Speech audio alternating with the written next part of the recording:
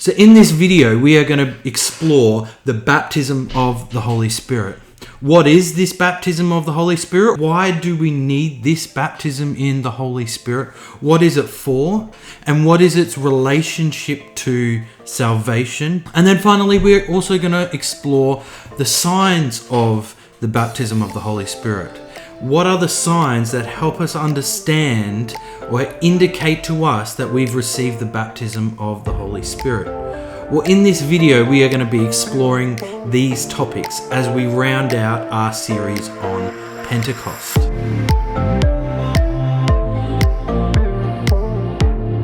So, in this video, we're going to answer 3 simple questions. And the first one is, what is the baptism of the Holy Spirit? Well, it's important to note a couple of things about this title or this description, baptism in the Holy Spirit. Now, the first one is that this idea of spirit that we see in the baptism of the Holy Spirit, that the Spirit of God, that it has some relationship, some connection to the Spirit of God. Now, the Greek word for spirit is pneuma, and this can be used in the context of spirit, but also breath and wind. And so when we think about the Holy Spirit, we often think about the Holy Spirit as a gas, something much like wind or much like breath, something that we can't see, but something that moves and we can feel, if you like. Now, what's important here is that this is not how people in the ancient world understood pneuma. They understood pneuma as a liquid, right? They understood it as a liquid. And that's why we see certain verbs used in relation to the Spirit of God, being full of or being filled with, the Spirit of God being poured out. These are all verbs that describe the movement of a liquid. We don't hear the Holy Spirit being dispersed because the pneuma of God isn't a gas, it is a liquid. And so that's why we see the Spirit being described as poured out, filled with, or full of. And this also helps us understand, secondly, this idea of baptism. Now, the Greek word here means to be dipped with, to be immersed in. So just as the Spirit can be poured out or filled with, or we can be full of this liquid Spirit of God, we can also be immersed in the Spirit of God. So what is this baptism of the Holy Spirit? Well, it is this phenomena where we are immersed in the Holy Spirit. The Holy Spirit becomes so real and so personal to us that we become immersed or baptized in the Spirit. I was talking to one of my friends who'd recently been baptized in the Holy Spirit, and they described it in a similar way. They said it was like they felt when they prayed, and they were praying in private, when they prayed it was like an ocean coming in and out, and the waves of the ocean were coming in and out, and they could feel the Spirit come closer and closer. And then they had that moment of breakthrough, and the wave crashed, and they started speaking in tongues. And it's interesting how my friend in that situation described their experience of the Holy Spirit with a metaphor of liquid, with a metaphor of a sea coming in, a wave coming in. And so what is the baptism of the Holy Spirit? Well, it is this moment where you are immersed in the Holy Spirit. And so the second question is, well, why do we need this baptism in the Holy Spirit? Don't we receive the Holy Spirit at salvation?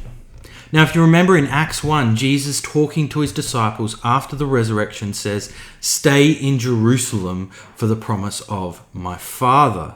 Now, at this point, they are saved, but Jesus says, no, there's something else you must wait for. And he further elaborates on what this promise of the Father is by saying this in Acts 1 verse 8. "But you will receive power when the Holy Spirit comes on you, and you will be my witnesses in Jerusalem and in all Judea and Samaria and to the ends of the earth. Now we know that the first disciples who hear this, they then stay in Jerusalem, and then the Holy Spirit is poured out on the day of Pentecost.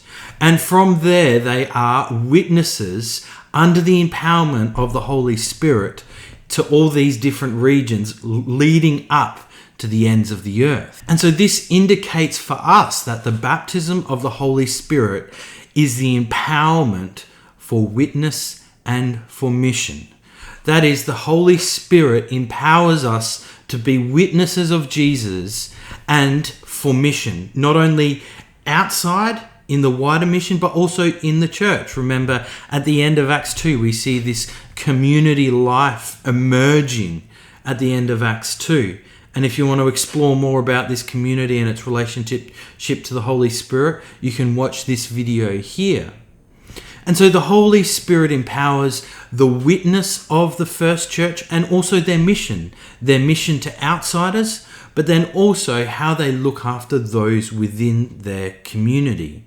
So why do we need the baptism of the Holy Spirit? Well, we need it for the empowerment for witness and mission. And you may be saying to yourself at this point, well, I thought I received the Holy Spirit at salvation. Why do I need this experience with the Spirit again when I had the Holy Spirit when I gave my life to Jesus? When I gave my life to Jesus, the Spirit came into my heart and dwells with me. It's the seal of salvation, as Paul says. Well, this is correct, right? We can't actually have one half of the Spirit given at salvation and then another half given at the baptism of the Holy Spirit. We can't just divide the Spirit up and say, okay, you can get half now and half later.